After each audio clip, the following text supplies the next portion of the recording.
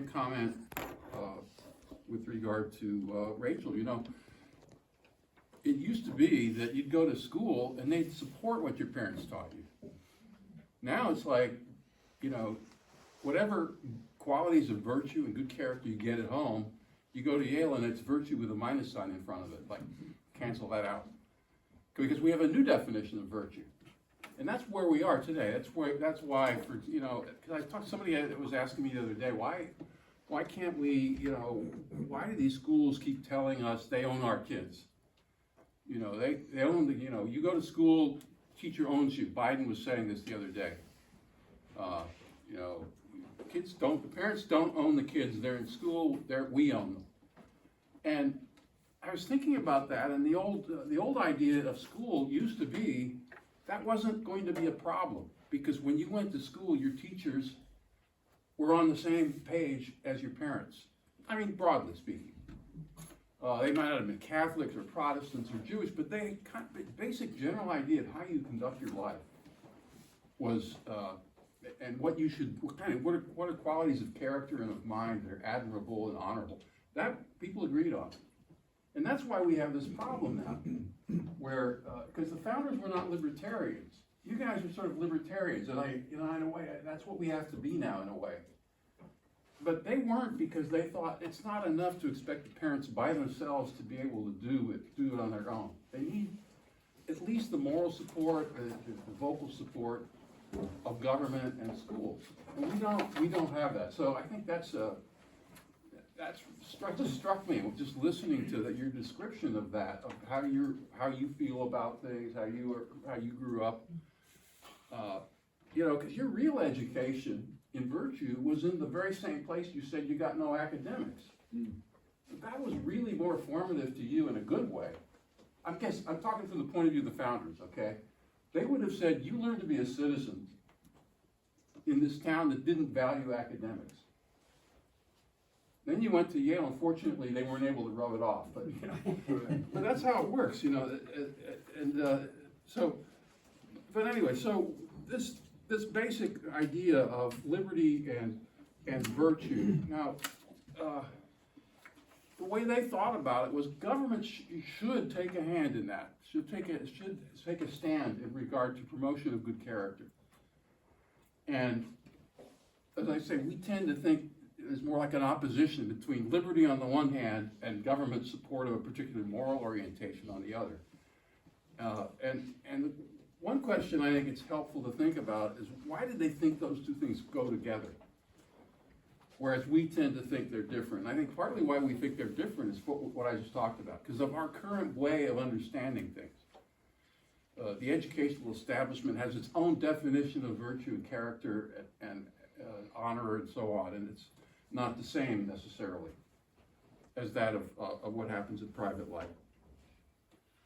But also, I've noticed that when I was working on my book, the Political Theory of the American Founding, fondly known as PTAF by my students, but that I went into this realizing a lot of the scholars see that believe there is an opposition in the mind of the founding fathers, because they couldn't make up their mind whether they believed in liberty or they believed in virtue. This is the way the scholars, in many cases, talk about it.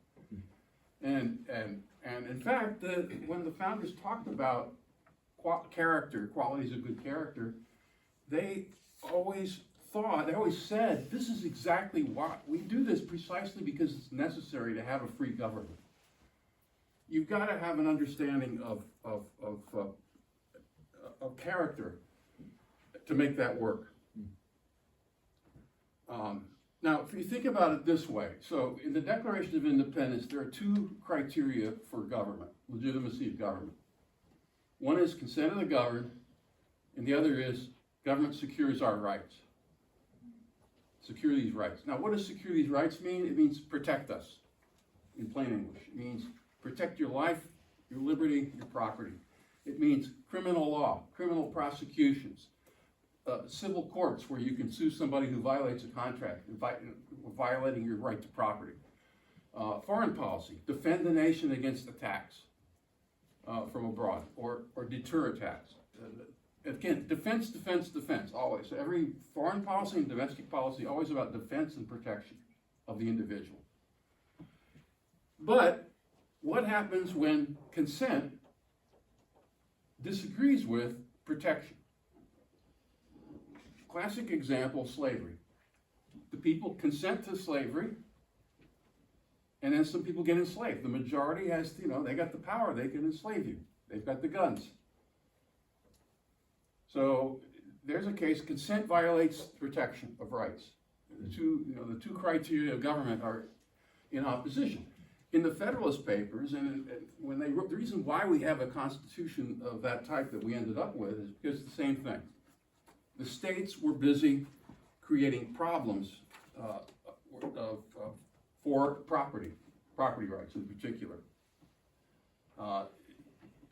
There was a depression, a recession took place after the Revolutionary War, and many of the states, in order to prevent farmers from all going bankrupt, they started creating paper money, inflation, deliberate inflation.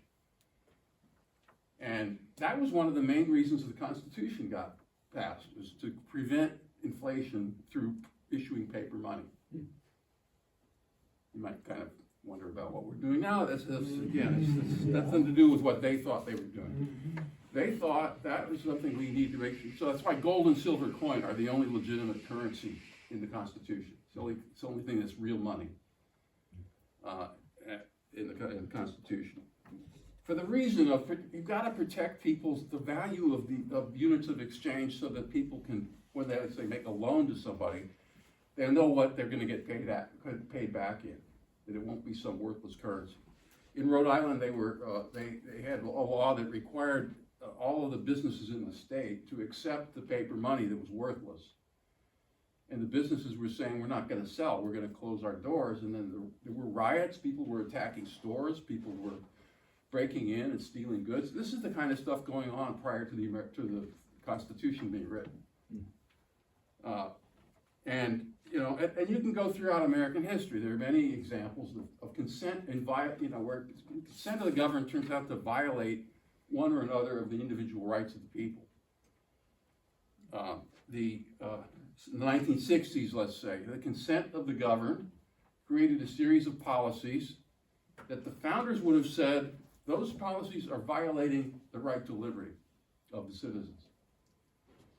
For example, the policies that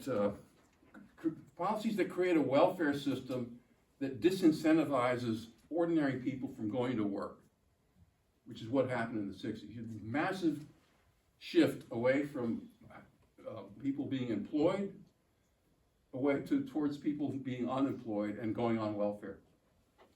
Starting in the 60s, because welfare benefits became much larger than was necessary for mere survival. The incentive structure was destroyed, which means then you have a whole series of taxpayers living off the labor of other people. That was one definition that the founders used for slavery. Slavery means someone else takes, you do the work and someone else gets the fruits of your labor. Now, it's not the same as being enslaved, actually. That's much worse, but it's along the same lines. In the Federalist Papers, there's a lot of discussion of institutional structure, separation of powers, the three different branches of government, federalism, balancing powers against each other. Great, all that good.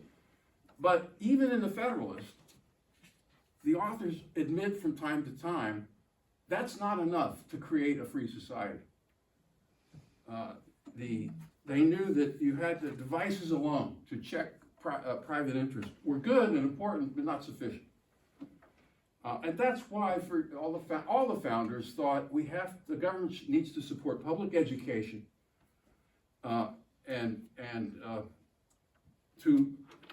public education or private. I mean, they had a lot of people went to private school. A lot of people didn't go to school at all, but they had schooling available, especially in the northern states and to some degree also in the South. You could get to school. Everybody, however poor, had a chance to go to school. Anybody who's a citizen. and that was partly publicly funded. The same was high schools tended to be partly private, partly publicly funded. Colleges often were public. University of Virginia, for example, was a public college. Jefferson very proud of the fact he was involved with that. But all these institutions of education, all the way from grammar school to university, were meant to promote not just learning and book learning, but character and qualities of character necessary for a person to be a responsible member of a free society. So if we, this also was one of the reasons why the founders, the main reason why the founders approved, for the most part, of at least some government support of religion, and specifically Christianity, or mostly Protestantism, of course.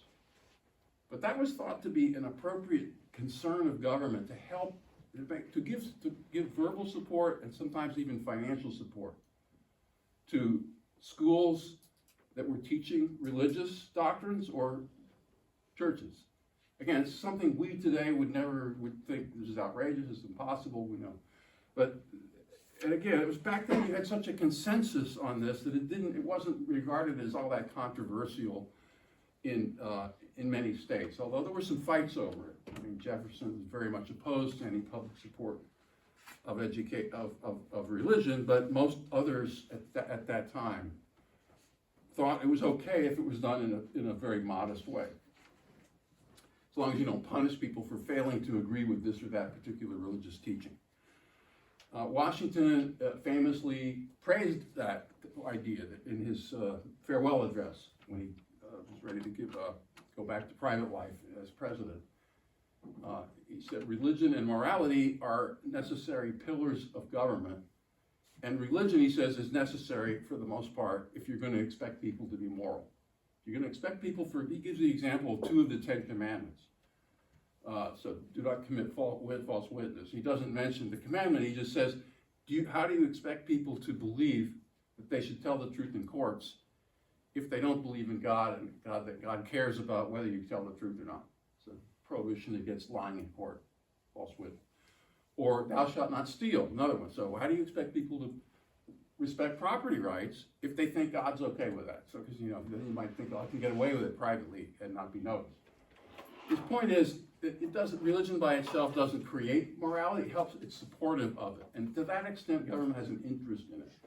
And again, I emphasize, not because of your soul and not for the salvation and not to save you in eternal life, it's only for the sake of actual political life that government had any interest in support of religion, and ultimately also support of any moral or character quality that they thought was important. Now, I think you can you can classify the founders' conception of what kinds of virtues were to be promoted into 2 broad categories. One is the virtues of self-assertion. And I'm going to start with this because this is something we normally don't think of as virtue. So the word virtue in English, first of all, it's obsolete. We don't use it anymore. But if we do use it, it seems to mean something like nice, or cooperative, getting along. Oh, that's true, that's fine. Or maybe it means being sexually pure, virtuous. But for the founders, virtue, they thought of virtue in terms of its root meaning. The word virtue comes from the word vir, man, like a male man, like a male person. The Latin word, vir. And so virtue is the quality of excellence of a real man, originally, in the Latin word meaning. And they thought of that as being at least as important as the other kinds of virtues that we'd be more familiar with, like getting along, not harming other people, being tolerant, and so forth. But I want to start with the virtues of self-assertion, because for the founders, you could not have a free society without that. The self-assertive virtues, you could say, are summed up in the slogan on the rattlesnake flag from the Revolution. Don't tread on me. The rattlesnake, like you tread on me, you get bit. and you probably die. That's the assertive virtue.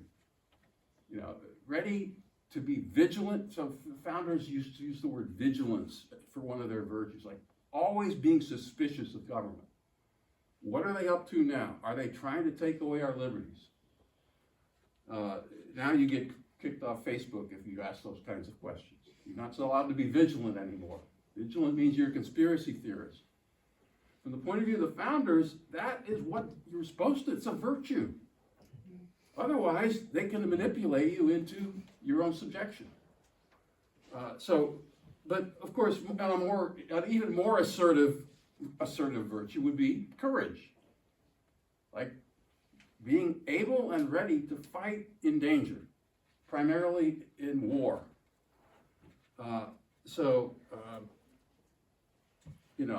By the way, I should mention the Declaration of Independence. The whole document is one long argument about how there's a conspiracy to enslave the United States. The Declaration of Independence was written by conspiracy theorists. Take it off Twitter. But the king has conspired to reduce America to a condition of slavery.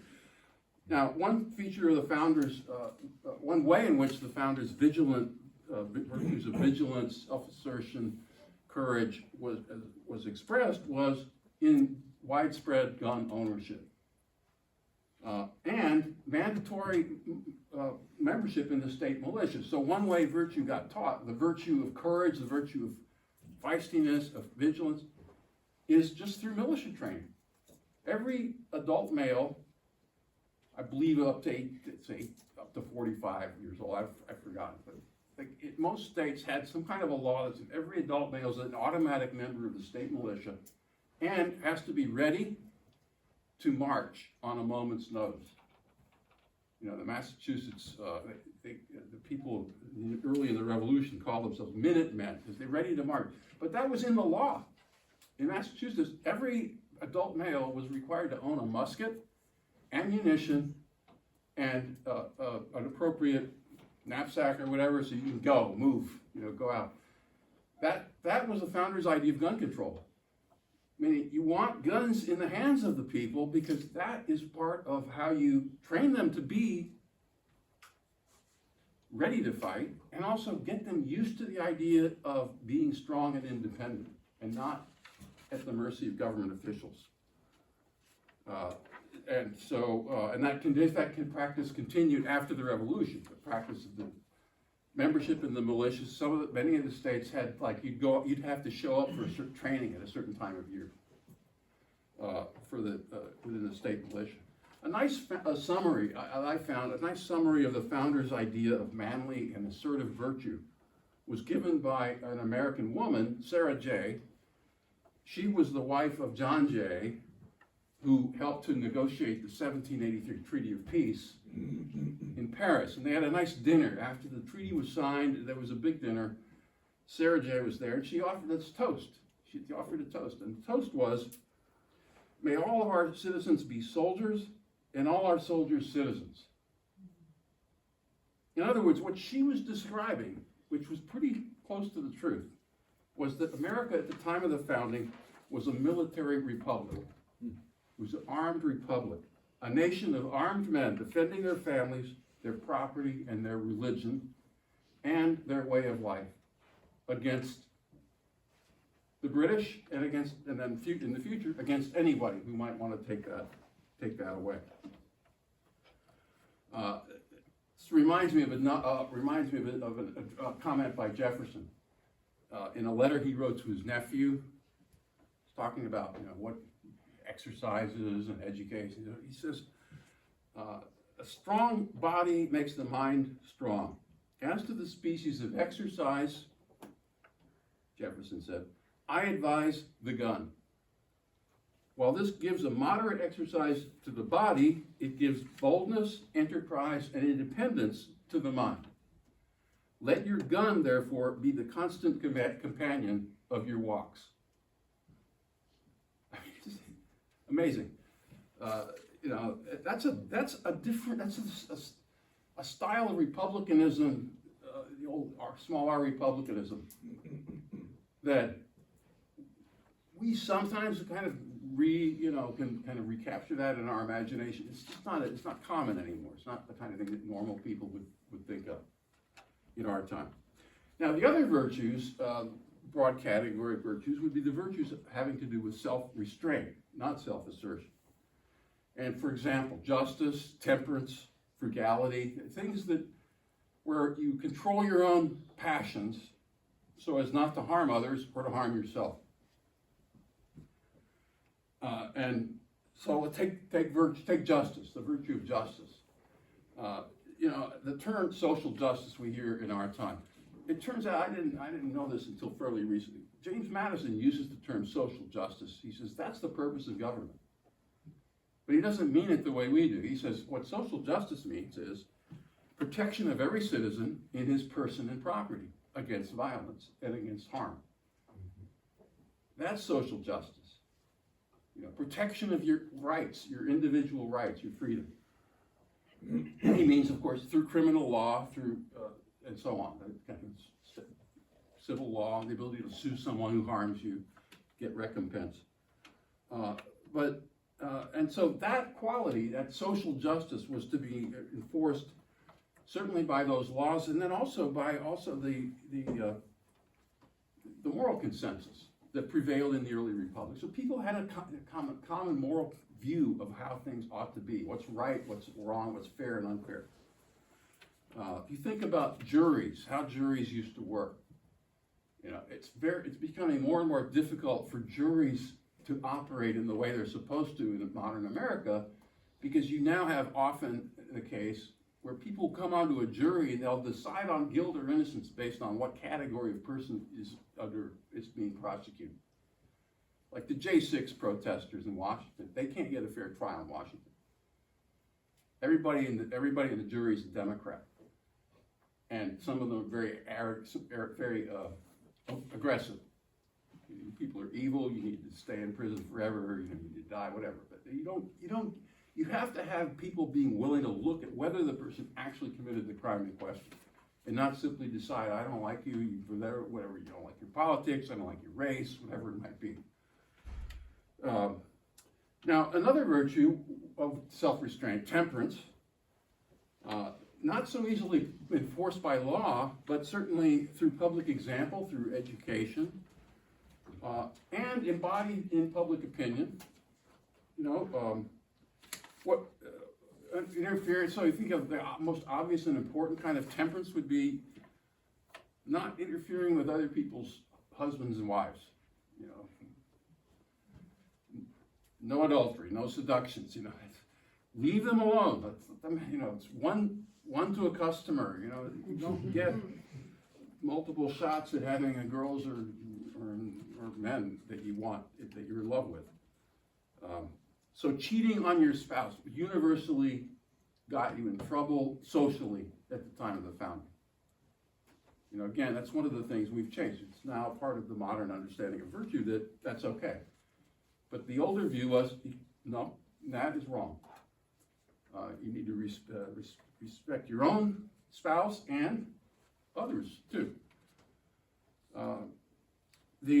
Frugality. So why frugality? Meaning you didn't have Social Security. You didn't have welfare back then as much. We had it, but it was very minimal. Like you didn't want to go to the poorhouse. Not happy situation. You get minimal support only. So frugality means saving for the future, not spending everything you have at once. Being prepared for accidents, circumstances changing, maybe retirement, you're too old to work. Frugality, industry was equally a virtue, meaning that it was constant. These are virtues that were actually listed in several of the state constitutions. Like industry, like you need to be ready to have the work ethic. What do we call the work ethic? Go out there and do some work. Be ready to work hard, do a competent job so that you can provide for yourself and your family, which in most cases was possible.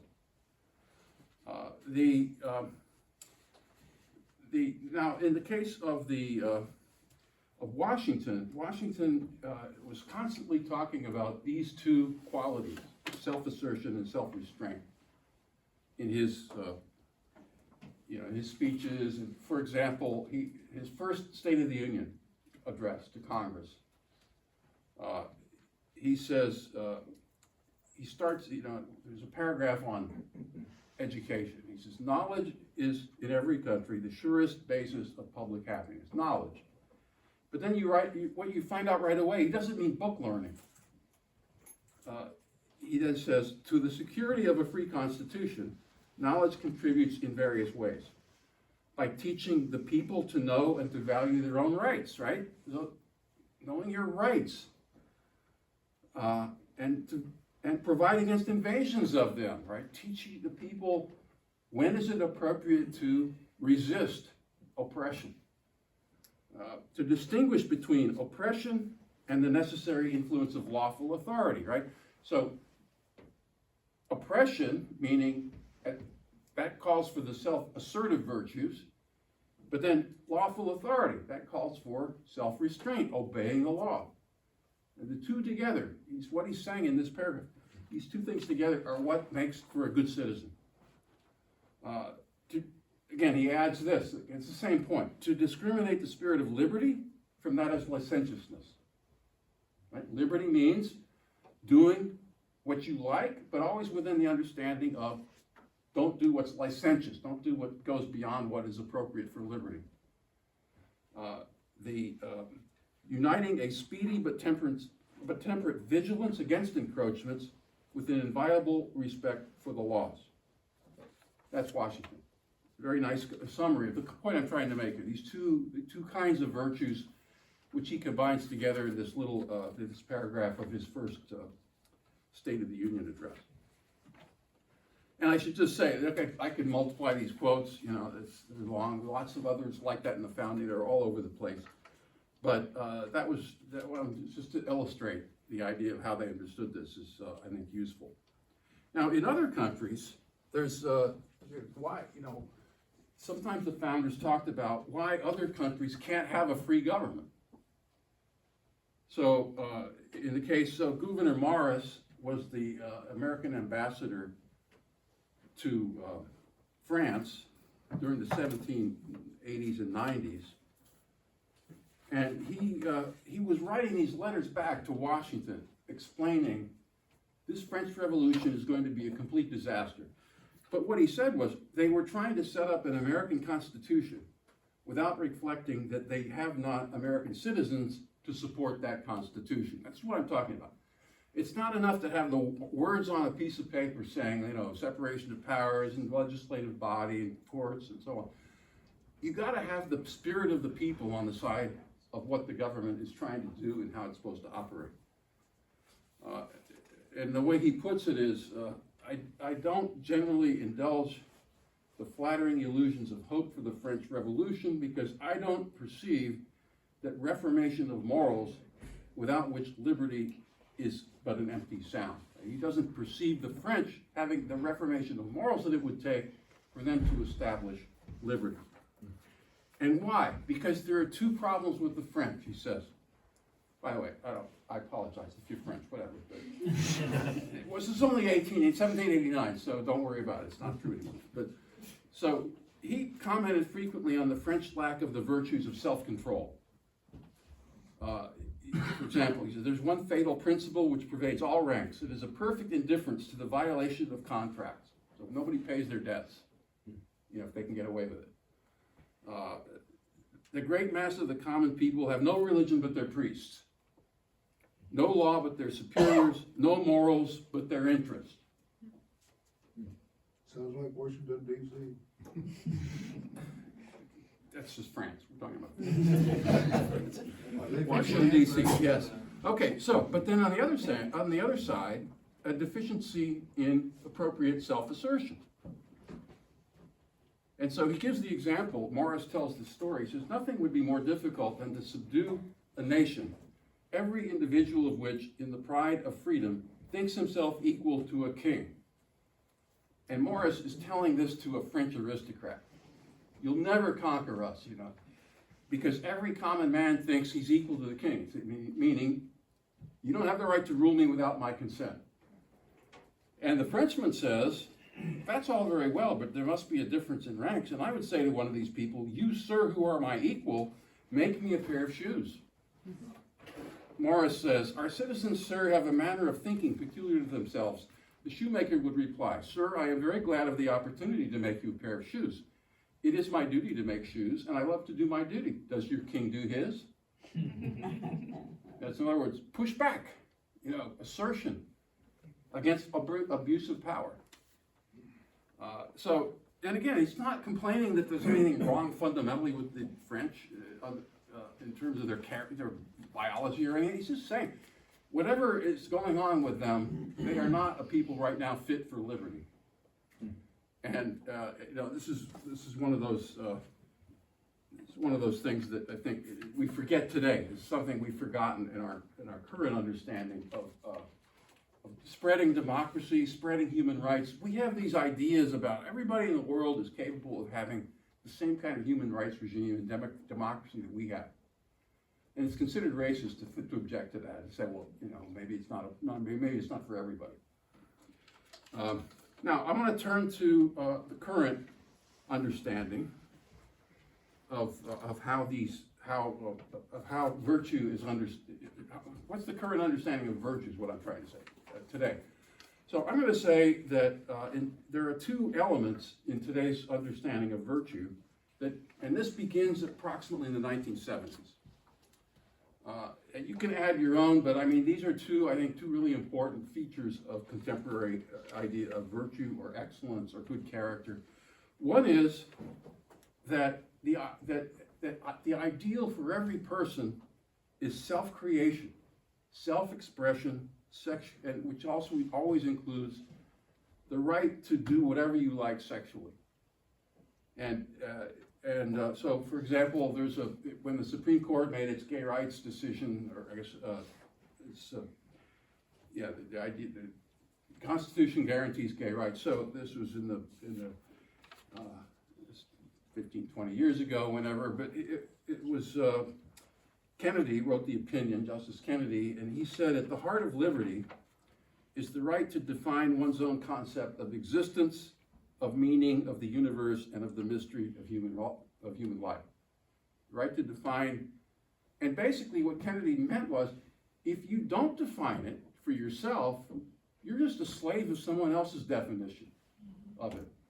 So if you're faithful to the way you're brought up as a child, there's something deficient about your character. You're not creative. You're not exploring. You're not going beyond. And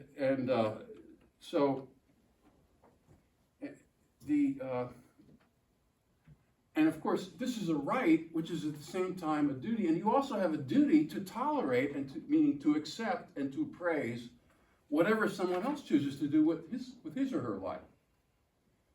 Right? This ideal of self-creation is absolutely pervasive in our society. I think most conservatives even believe in it too. We all believe in that. Let's just make our own meaning in life. Go out and define our own reality. What the founders would have said about that was, your nature defines your reality. You don't have control over that. They fucking take the transgender thing. I mean, the founders would have said, you're born a man or a woman, and you can't fix that. You are what you are. That's nature. Now, you have things you can do with nature. You cultivate it. You can improve it by education, by cultivation, habituation. But you always start with the given. You can't create, in that sense, you can't create your own meaning. You can't redefine the meaning of the universe. The second aspect of modern virtue, I would say, is requires, this is the ideal of everyone having the same distribution of goods or opportunities in life. So if some are more productive than others, more intelligent than others, those qualities should be regarded as resources that belong to the community. Because you didn't deserve them. So let's say you're born smart and you're born into a family that educates you well. The liberal conception of virtue is you should view yourself as not deserving any of that. That's just something that happened to you because you're lucky. You owe others part of what you have. you need to give to others, so that the whole community, therefore, it must be based on this principle of what Joe Biden calls equity. That the redistribution of everything, always from the more to the less advantaged. And of course, this sometimes takes the form of the idea of white supremacy, the obligation that whites have to non-whites. But that's not even the essence of it. I think the essence of this whole position goes back to the 60s, before they were talking much about the idea of racial guilt and what is owed to people racially, in terms of racial discrimination. But that became an important part of our law and our customs, and that's what gets praised in our time. Like, be doing good things for those who are less advantaged. Now, by the way, that's nothing the founders that would have disagreed with, but they wouldn't have said, well, we need to create an entire society in which we would forcibly redistribute income and wealth from one group of people who have more to others who have less. They would have said, you should help people in need, but mostly people should be able to provide for themselves. And that's what they thought the old virtues would do. The virtues of frugality, industry, self-restraint, temperance, justice would help you be able to organize your life well to provide for yourself and the people in your family. These are the two elements of modern virtue. Now, the third element, it's not even an element, but there's a third point I want to make here. This new modern definition of virtue always has one big exception, and that is if you are wealthy and powerful, but if that wealth and power is used on behalf of the disadvantaged, then you are regarded as exempt from the claim that you should be giving your wealth to others. I mean, you think, why is it that we believe that people like Bill Gates or Zuckerberg, the people who are the super wealthy people in our society, why do they deserve their positions of great wealth? And the answer is always because they always have their hearts on the right side of what social virtue is understood as.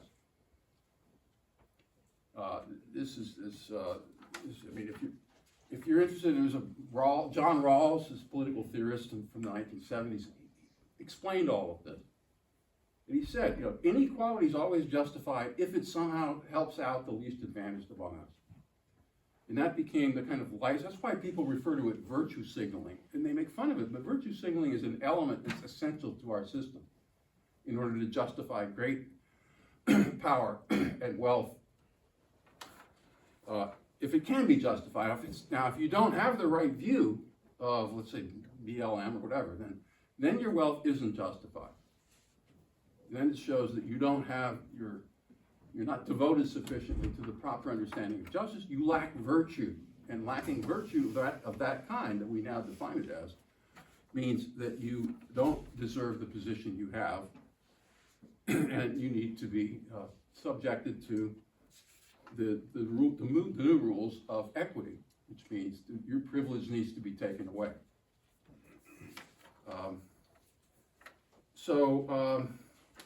A good example of this I was thinking of a good example of this contrast between the modern and the earlier understanding of virtue.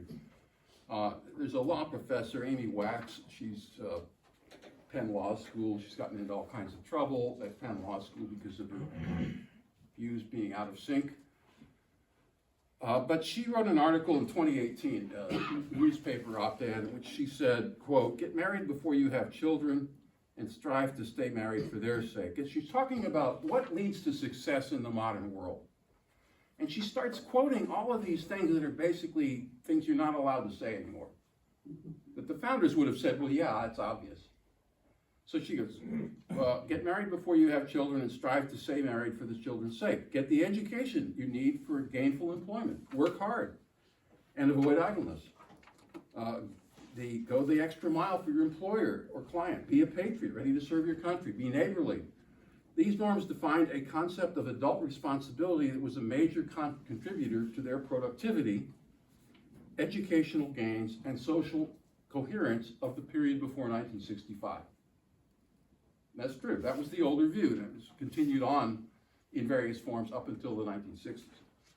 But what particularly got Wax into trouble was this passage, where she said that the single-parent antisocial habits prevalent among some working-class whites are not suited to a first-world 21st century environment, nor are the anti-acting white rap culture of inner-city blacks, nor are the anti-assimilation ideas gaining ground among some Hispanic immigrants, etc. She's arguing all those ideas, all those attitudes are harming the individuals who have them. It's making it hard for them to be productive, to gain wealth, to become part of the American middle class and live what people today tend to call the American dream.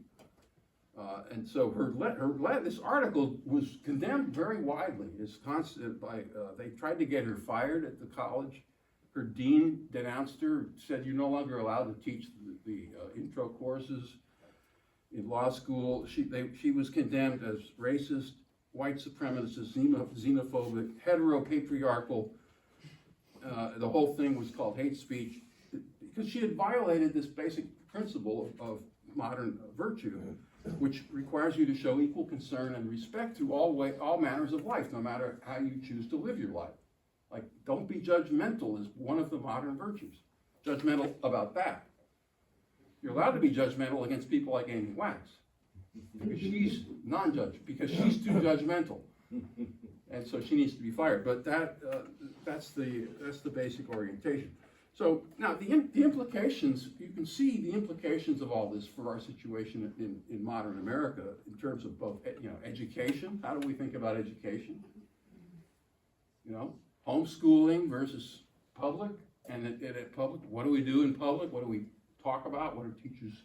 What qualities of character should the teachers promote? These are all features of what goes on every day in our life in school. The idea that government has given up molding people in virtues is insanely non-existent. Government always has an ideal of virtue, and it's going to try to promote it. In fact, one of my colleagues at Hillsdale says, virtue in its very nature, morality in its nature is aggression. Going back to your point about a barrel of a gun. At some point, somebody's going to tell you, you are wrong if you believe this and you do this, and they're going to come after you. Whether it be what we have or what the older understanding was. Another area where another policy area where the policy implication is present is in immigration considerations. What kind of character do the people have in the places they come from? How hard or how easy would it be for them to assimilate? Family law would be a third example. If you have family law being handled in the courts in a way that tends to benefit one sex and not the other sex, that's a dangerous problem. We do have that now. I can go into it, but the courts are widely understood to favor the women when there's a family quarrel, custody, or splitting up the finances, and believing in charges of abuse and so forth. Lawyers themselves will tell you, well, yeah, of course, there's that bias. And then also leaders. What can leaders, think about the leadership role here. Why do our leaders all feel that it's okay to indulge in trash talk? And I'll hold Trump responsible for that too, in part. I mean, everybody thinks it's okay to be as vulgar as you like. Why? Why do we have to do that? And also, why do we have to pretend that we don't see nasty stuff going on when it's real? We shouldn't have to do that. We should be, the older view was things that are bad and things that are dishonorable should be publicly dishonored. And that's one of the ways you get people to stop wanting to do those things. So those are all examples, I think, of how policy could be affected by that. I'd be happy to go into more of that in the Q&A, but I think I'll just wrap it up right now and say thank you very much for inviting me, and I hope to have some questions and discussion. Thank you.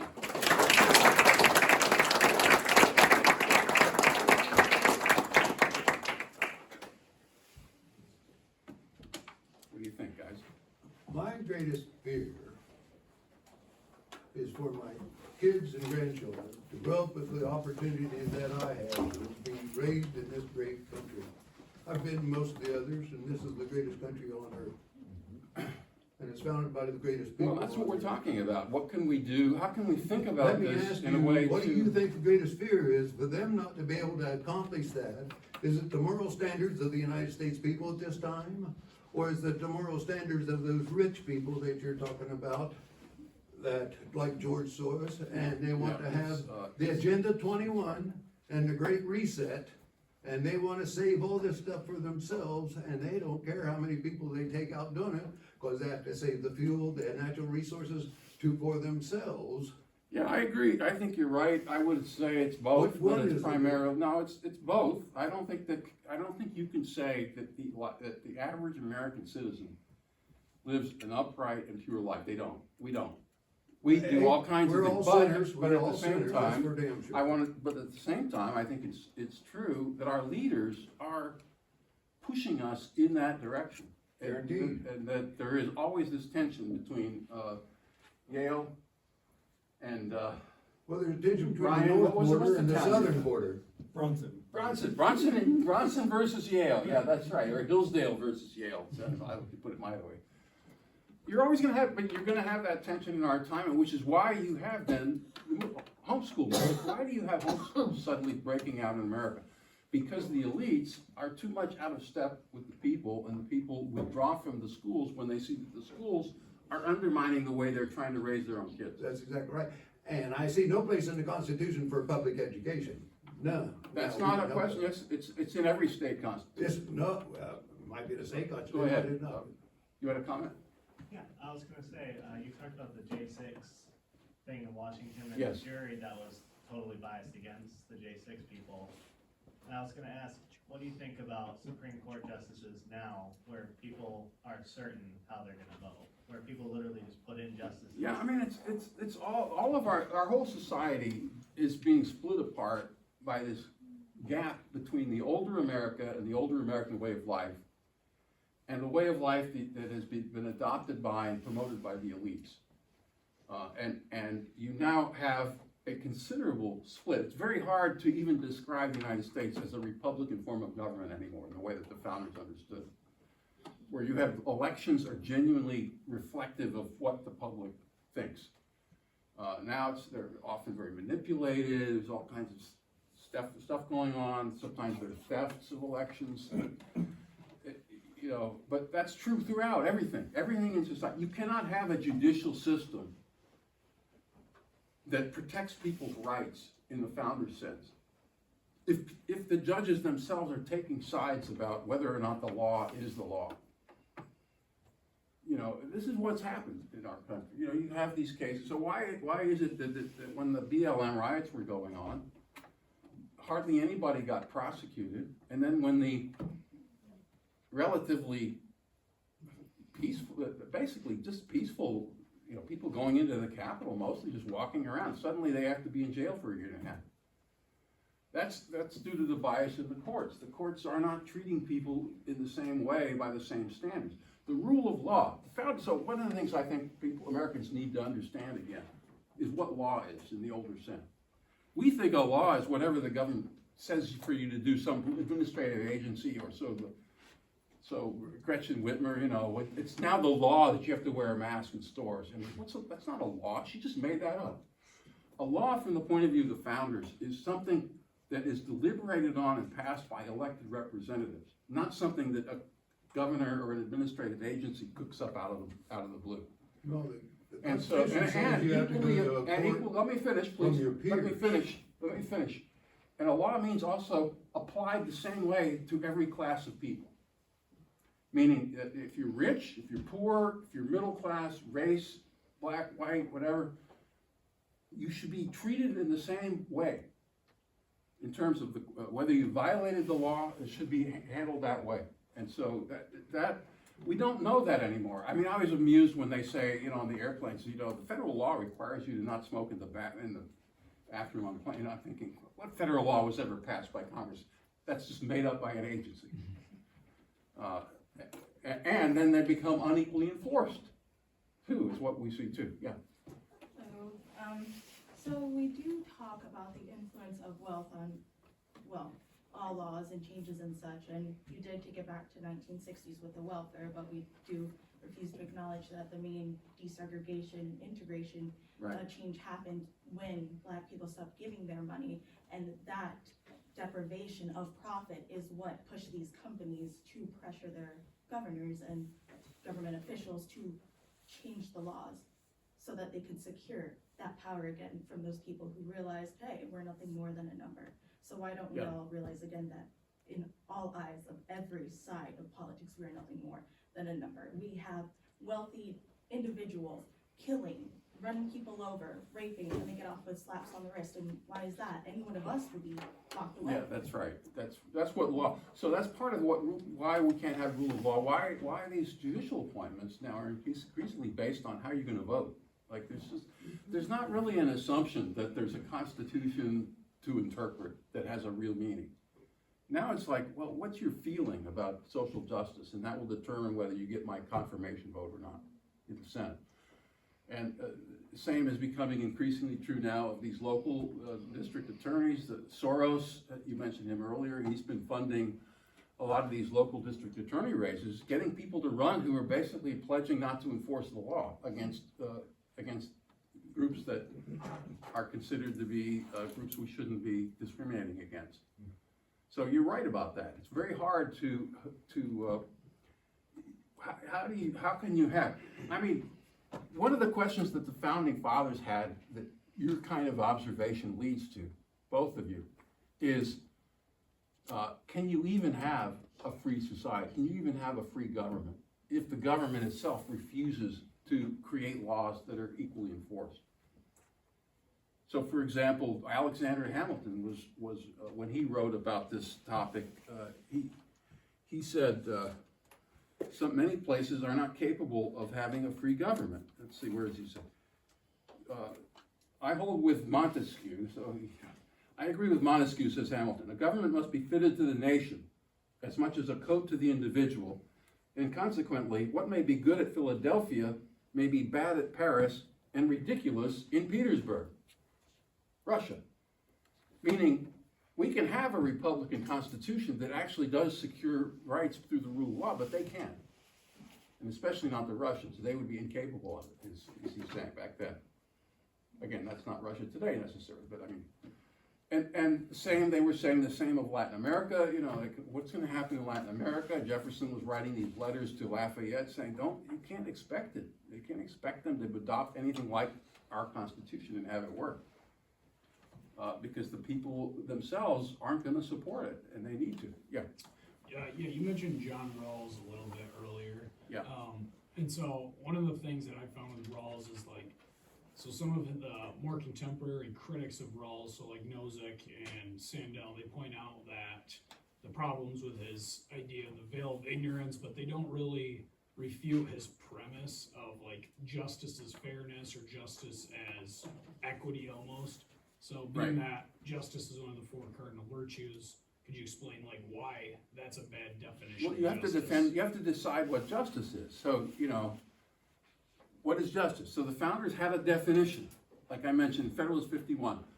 Madison defines justice as security of rights, protection of your life, liberty, and property under the rule of law.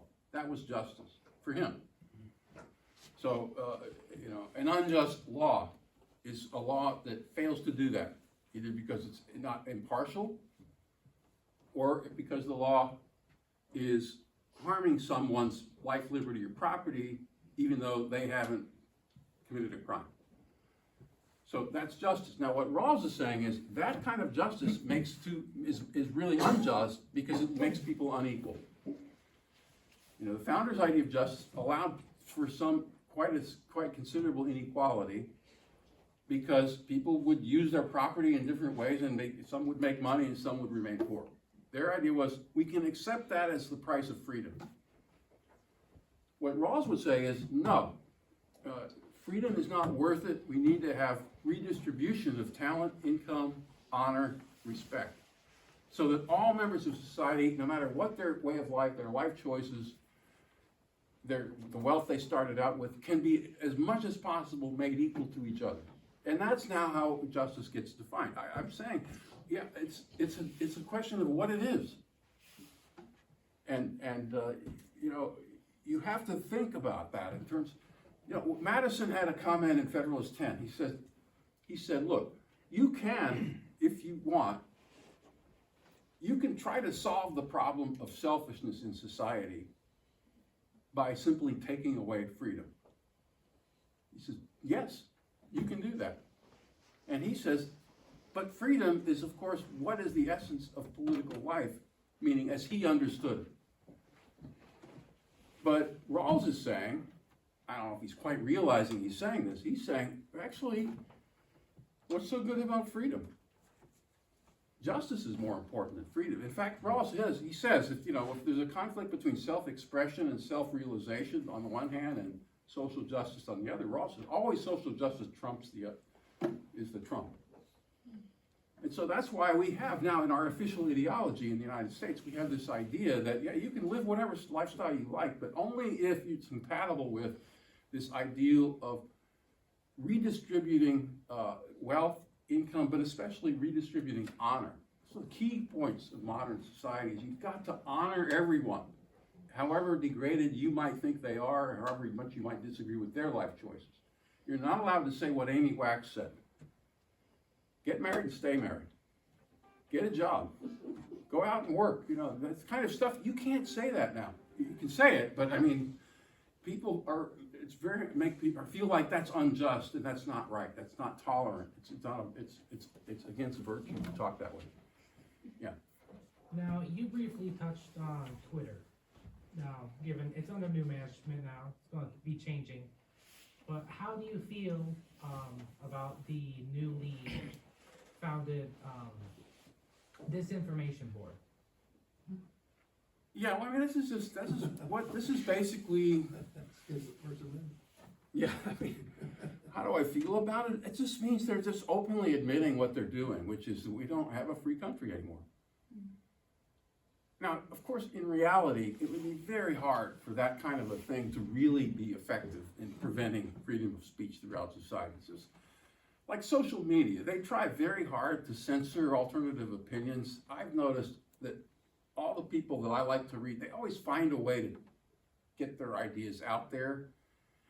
Maybe by writing in code language, maybe by writing just on ordinary blogs, which are still allowed and not censored. You know, there's a lot of ways you can communicate. I mean, this reminds me of like, what did people used to do in the Soviet Union? Well, they type stuff up on their own private computers, and then people would circulate illegal books by just typing them again. There's always a way for government to be defeated in terms of its censorship goals. But the government can make it a lot harder. The trend we're in right now is the government wants to create a situation where it becomes illegal or at least extremely difficult to circulate ideas that are contrary to those of the ruling class. And I think that board, it's one thing. Now, the other thing about our current ruling class is they do want to have that kind of power over the people, but at the same time, they're not very competent at what they're doing.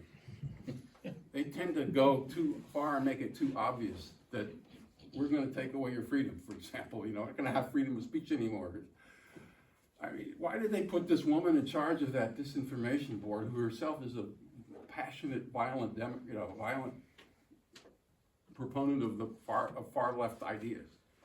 Couldn't they have found somebody who looks neutral at least, so they can make a pretense that this would be a neutral board? That's not competent. And that's going to get me into discussing Aristotle's theory of regime change, but I won't do that. Yes? So you spoke about the need for consent from the citizens to the government earlier in the beginning of your speech. Yeah, consent, right. With this past presidential election, there was significant indicators of fraud. Right. So what would we do as citizens if we no longer could have fair elections with something as important as like the president? What did they do in the Soviet Union? What do you do in any, you make the best of it. You try to figure out a way to negotiate and navigate that system. And we may be in that boat now. Increasingly we are, but There's things you can have your career ruined by saying certain things, unless you work for a small business. So there's already all kinds of restraints on what is practically able to be said publicly. And that is likely for the foreseeable future to continue unless you can get, unless you can beat the system of corrupt elections in the first place, and secondly, get the alternative party to be willing to do something drastic. Right now, they're not. They mostly, right now, we really have a kind of bipartisan consensus that nobody wants to much challenge. So good luck in the Senate if you get there, but that's kind of what it is. I just don't want Yes. my grandson to come up to me someday and say, Yeah. Grandpa, all you had to do was vote right. Go ahead. We have that opportunity now, but I don't know how long it's gonna last. Look at Venezuela, it happened in 10 years, from going the richest country in South America to eating their pets, eating the zoo Yes. people. Go ahead. If the opposing political, I'll get to you in a minute. if the opposing political faction isn't interested in playing like to the old rules of virtue that you described, and they're only interested in voting or in choosing and electing people and judges who are going to vote one way, and that's only the way that they're talking. Right. What is the appeal of trying to go and force the old virtues back into it? If what they're doing is successful, why wouldn't we mimic what they do and try to pick people who are gonna vote the same way? If Roe v. Wade gets overturned, for instance, is that an indicator that that would actually be the right way to strategize? Yeah, look, there are things that can still be done. This country's not completely, there's still freedom in the country. There's still possibilities of electoral changes that can be made through elections. I think that's true, and it's not, didn't mean to say that you can't, there's nothing that can happen, nothing you can do. But I also think at the same time, insofar as the current regime gets more and more power, if they continue to get more power, as they seem to be doing successfully so far, there will be much more that will have to be done in private life than where we used to be able to count on at least some support from government. And, it just has to be done privately. Actually, Aristotle ends his book on the ethics saying basically, yeah, this is all very nice, this theory of ethics, he says, but it isn't really very easy for people to be made moral by their parents alone without the support of the government. And he says, and therefore I'm going to write this other book, The Politics. But he admits, well, actually in reality, hardly any of the Greek cities did anything to try to make people, to try to cultivate virtues. And, in that respect, the older America really was an exception to that. They really tried. They really tried to shape and form character to some extent, at least, through government, without taking away liberty. But what do you do now? That has to be private now. That has to, you have to work on it and all. That's why the movement towards homeschooling would have been unintelligible to earlier Americans. Like, why would you want to run your own private school at home? You can go to public school and get the same message. But that's not the way it is now. It's when the public schools began to deviate from, in a big way in the 1980s, that's when this all got started. When I was a kid, nobody homeschooled. It was just nothing. It was illegal. Every state, I think it was illegal to homeschool when I was a kid. And that was true for a long time up until the 1980s. And even in the 80s, you used to have some special permission. So that's all new in the sense of the last 40 years. Yeah. Well, I do understand how and we talk about big government and how it's bad. Big government, Abraham Lincoln's Emancipation Proclamation led to a civil war, and it led to me being able to sit among you. It led to me being told that I'm not 3/5 of a person. Despite the fact that my great-grandmother herself was freed, her mother was not. She still remembered up through the 1960s and the Reconstruction period. She can remember vividly from her childhood. She told me this about a year ago. She remembers a black man being lynched and dragged from the back of a car down a road. Big government is what led to that being punished. Lax government is what led to that being proliferated. So I do understand to some context that freedom is something that we Look, should government be, needs to be strong where it needs to be strong. I understand. That's right. I understand, but now we're cherry picking where it should be strong. It wasn't Yeah, strong we are cherry in picking. company The older regulations. view was, It wasn't protection. strong in company regulations, and that's why they were able to Moral mistreat standards workers. to death. yeah, but what I'm saying is, the older understanding of this was, government needs to be strong but limited. Strong in the direction precisely of an example that the But if example it's you limited, gave. it can't inherently be strong. It's If it was limited to limited, certain they couldn't targets and force objectives, so. everybody to abandon their slaves. It wouldn't have caused a civil war if they were not strong and forced. The example of slavery is, I used the example of slavery You as use an, it in a as an typical example of sense. what, When were your ancestors dragged and raped and beaten? We talk about building up this country. My people built it up for you.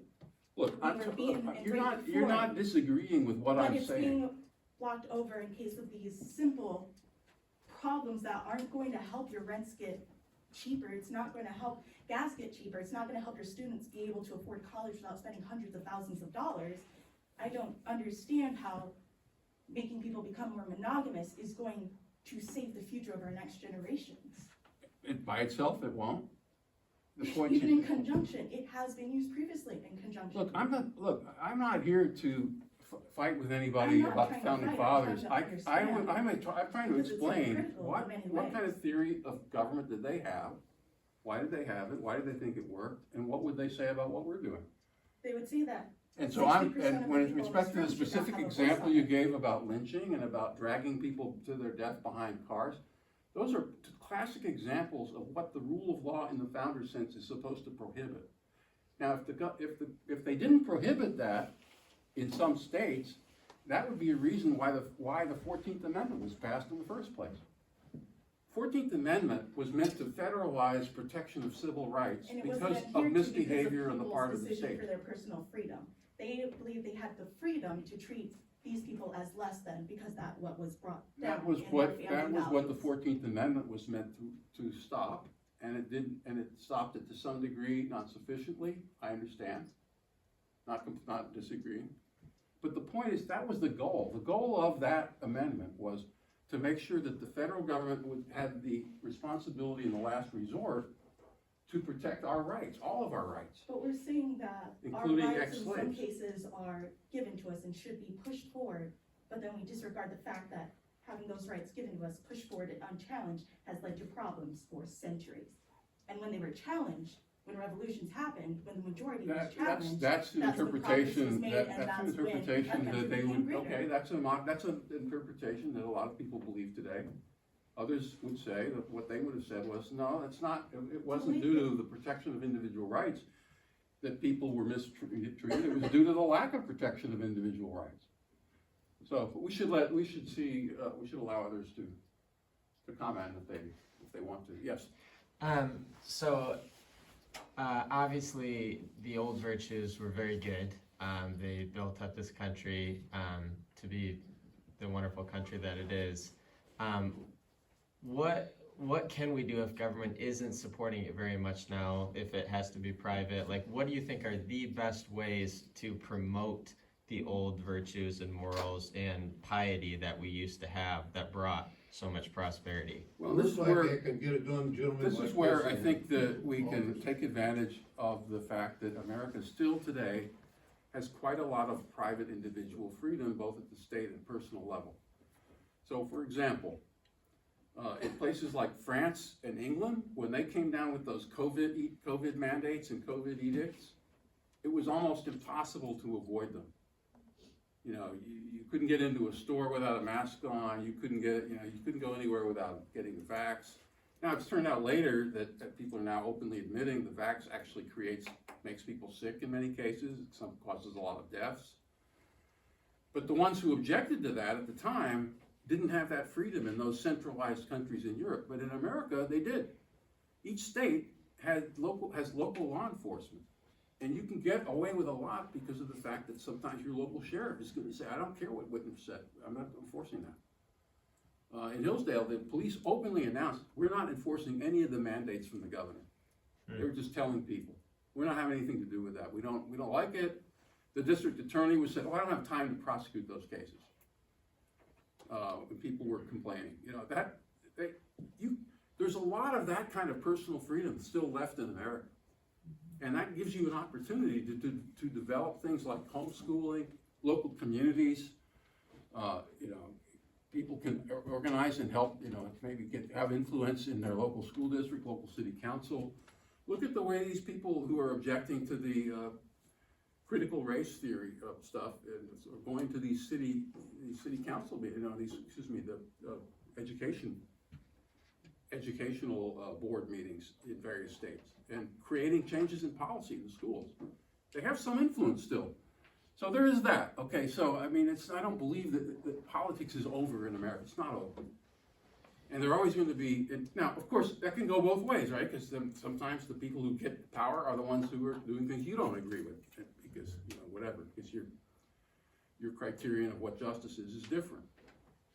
Or your understanding of the facts is different. But that's the reality. But mostly, I think it's private. I mean, if Aristotle's writing a book, you know, 2,500 years ago saying mostly parents have to do it themselves, he's already saying that, right? In some ways, it's crazy for us to expect politics to be able to help us out all that much. And, you know, one of my former teachers once made the statement, we are in the habit of expecting too much from politics. And which means that, you know, in a way, that libertarian attitude makes a lot of sense. Like, you can't fix everything with government. You can do a lot. You can help. I mean, government would be, without government at all, you know, a wild state of nature where people just exploit each other by sheer physical violence, that would not be good. So government can do something, and it ought to do something, at least to that extent. And I mean, I think that was the older view, like protect, at least let people be protected. But ideally, also hopefully have people who are willing to stick up for what's good and sensible in private life, and cultivate the qualities in private life that will enable them to function as responsible adult citizens and provide for themselves. That was the ideal. It doesn't always work. And you know, I'm sure there are many cases of injustices you're pointing out that go along with that. Every given political solution has its own set of problems that go with it. So. Thank you. Are we good? Do you want to quit? I mean, what are we doing here? Maybe time for one more, and we'll call it here. I'm good with that. Go ahead. Well, do you want to go ahead? Did you want to say something? No, you go ahead. We can do both of you. Yeah, both of you, All right, and go then ahead. we'll wrap it One up. of you start talking. Yes. Well, I was thinking back to what you said about how Britain or England, how they imposed these great restrictions to personal freedoms when it came to the mask mandate. When it came to COVID, a lot of people, it was law that you had to wear a mask. However, that came with the benefit of, I think that came with the benefit of dwindling COVID cases. However, would you counter that that's only a short-term benefit and not a long-term benefit? It's a practical problem, but it does relate to the theoretical point.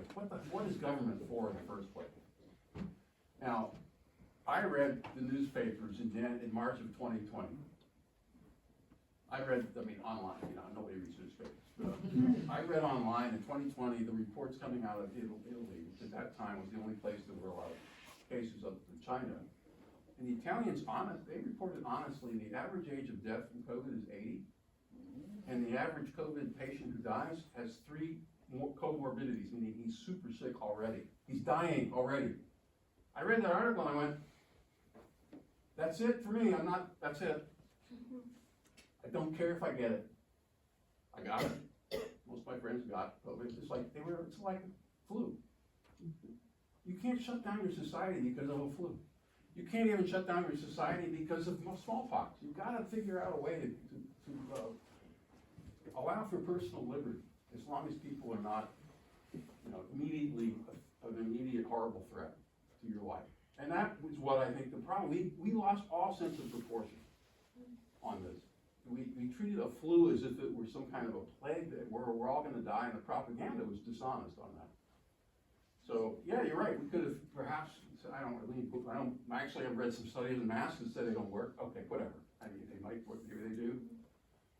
But But it you wasn't can't a have policy. law, it was, Mandate. you know, it wasn't a law. Then there was it the a law. mandate, yeah, that's a It was- separate issue, but I wasn't gonna bring Yeah, that it up was, again. made by the Yeah. legislature. Go ahead, Never what were you was. gonna? Well, mine wasn't a question, it was a comment about our future is the young people that are in Turning Point, that are willing to Yeah. come, and willing to take your precious time to continue the virtue of this country. You are our future, you're our only hope, and I just thank you all so much for Yeah. God bless each and every one of you.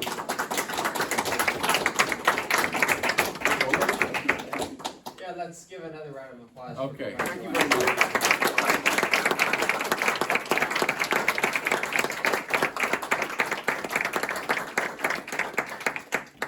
Thank you, you're a good audience, I appreciate it. Alright, thank you all for coming. We have a lot of pizza back here still too, so if you wanna take a drink and a slice for, on the road, that's great.